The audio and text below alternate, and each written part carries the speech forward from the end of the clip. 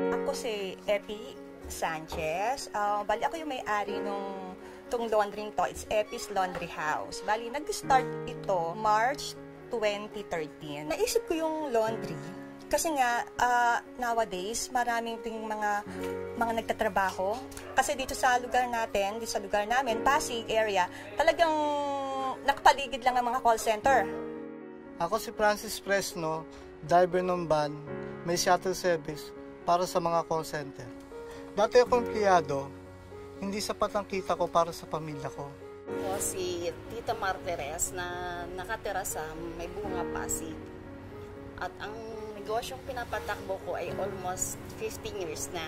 Bukas kami for 24 hours. At ang operation ko is start ng 3 o'clock for market and then nagluluto kami ng 5 o'clock up to 10 and then stop yung tagaluto ko, mag-start naman siya ng 2 to 5 para dun sa pagkain sa gabi. Malaki yung naitulong ng call center sa amin kasi before, ang mga ano lang namin dito, ang mga customers namin, yung sa mga bahay-bahay.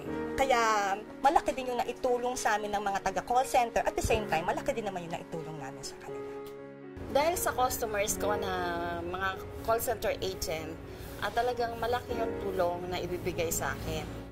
Mas maraming tao yung may employ in the future. Not just for the call center agent side. Siyempre, pag dumadami yung company, dadami din yung kailangan nila eh. Like, pagkain. Siyempre, pag madaming empleyado, kailangan na mas maraming pagkain. So, mas dadami yung demand ng food from the caterers. In some manner, natulungan niya yung livelihood ng family ko. It's a good thing kasi sa pag-boom ng industry ang ito, madaming workers na nakaka-avail ng food. Lumakas ang purchasing power ng mga gawa. So, in some manner, hindi lang yung business namin, pati yung business sila. Siguro natutulungan yung may ibang business. Definitely, pag nagbukas ng isang building ang isang call center company in a particular place na walang masyadong trabaho ang mga tao, it will help them. Kakaroon ng trabaho yung mga tao sa paligid, magbo-boom yung mga businesses, marami magbubukas. Malaki po na itulong ng call center sa akin.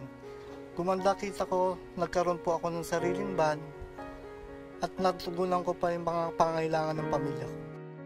Para sa mga nagpo-put up ng call center, no, maraming naitutulong sila sa atin, sa bansa natin.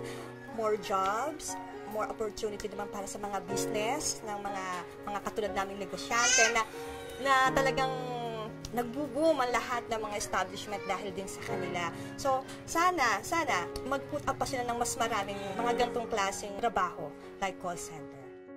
Sana lumago pa, dumami yung mga call centers na katulad niyan, nang matulungan yung mga tao na katulad ko ang hanap buhay. Yung nagpasok ng BPO industry, malaking tulong para sa lahat.